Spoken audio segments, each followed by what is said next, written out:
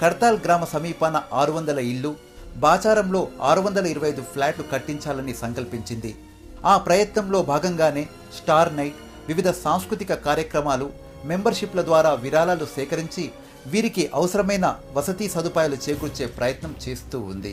ఏఐబిసిఓ సంస్థ న్యాయపరమైన, చట్టబద్ధమైన విషయాల్లో అండగా నిలబడ్డానికి ఎల్లవేళలా సిద్ధంగా ఉంటామని తెలుపుతూ ఉంది. ఈ కార్యక్రమం చూస్తున్న ప్రేక్షకులందరికీ కూడా నా మనం ఏంటంటే, ఇక్కడ పిల్లలను చూడండి, పెద్దలను చూడండి, ఈ కాలనీస్ని చూడండి, అన్నీ చూడండి.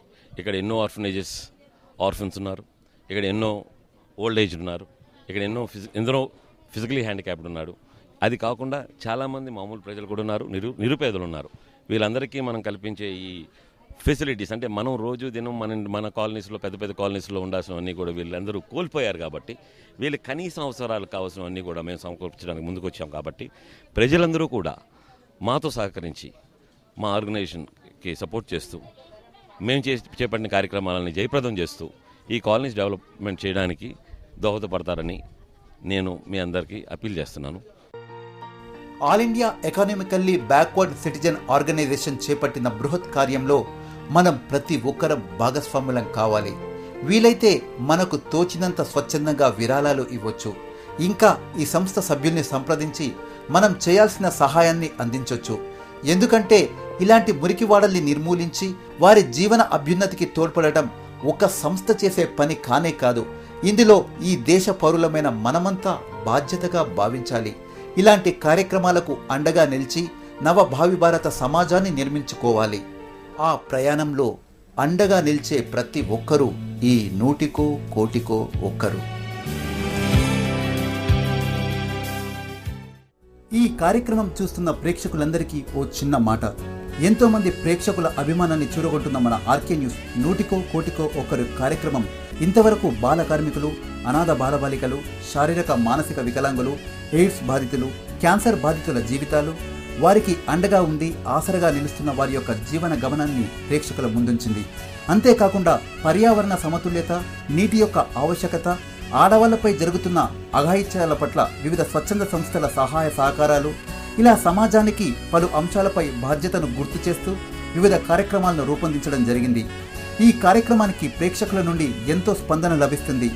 ఎంతో మంది వారికి చేతనైనంతలో వివిధ స్వచ్ఛంద సంస్థలకు, అనాథాశ్రమాలకు తోడ్పడిన వైనాన్ని, వారి స్పందనను ఇప్పుడు చూద్దాం. 100 కోటికో ఒక్కరు ఎక్కడో ఎప్పుడో పుడతారు, అది ఆర్కే న్యూసే మాస్టారు. పాట పాడిన దానికి ప్రతి ఒక్కరు, అంటే ఈ పాట ఎందుకు పాడానో మీ అందరికీ అర్థం ఉంటుంది. ఆర్కే న్యూస్ వారు నిర్వహిస్తున్నటువంటి 100 కోటికో ఒక్కరు అనేటువంటి ప్రోగ్రాం చాలా సక్సెస్ఫుల్గా నడుస్తుంది. దానిలో వారు మన సమాజంలో నడుస్తున్నటువంటి డిఫరెంట్ ప్రాబ్లమ్స్, అంటే చైల్డ్ లేబర్, ఉమెన్ ప్రాబ్లమ్స్, 100 కోటికో ఒక్కరు అనేటువంటి ప్రోగ్రాంలో వాళ్ళు చాలా సక్సెస్ఫుల్గా చేస్తున్నారు. దానికి ఆర్కే న్యూస్ వారికి నా మనస్ఫూర్తిగా కృతజ్ఞతలు తెలుపుకుంటున్నాను. 100 కోటికో ఒక్కరు ఈ ప్రోగ్రాం చాలా గొప్ప ప్రోగ్రాం అండి. ఎందుకంటే మన కళ్ళ ముందు చాలామంది అనాథల్ని, వికలాంగుల్ని చూస్తూ ఉంటాం. వాళ్ళందరికీ సహాయం చేస్తే తద్వారా వాళ్ళు చాలా ఆనందంగా ఉంటారు అనే కాజ్ మీద ఈ ప్రోగ్రాం చేస్తున్నారండి. సో వాళ్ళందరికీ మనం సహాయం చేయటం వల్ల ఆ క్షణమైన వాళ్ళకి మనం తోడున్నాం అనే ఫీలింగ్ వస్తుంది. ఆ క్షణమైన వాళ్ళు కనీసం మనం అనాథలం కాదు, మనం వికలాంగులం కాదు అనే ఫీలింగ్ వాళ్ళకి ఆనందం కలిగిస్తుంది. ఆ క్షణం కోసం మనందరం మనకి చేతనైన సహాయం చేద్దాం, మనుషులు అనిపించుకుందాం.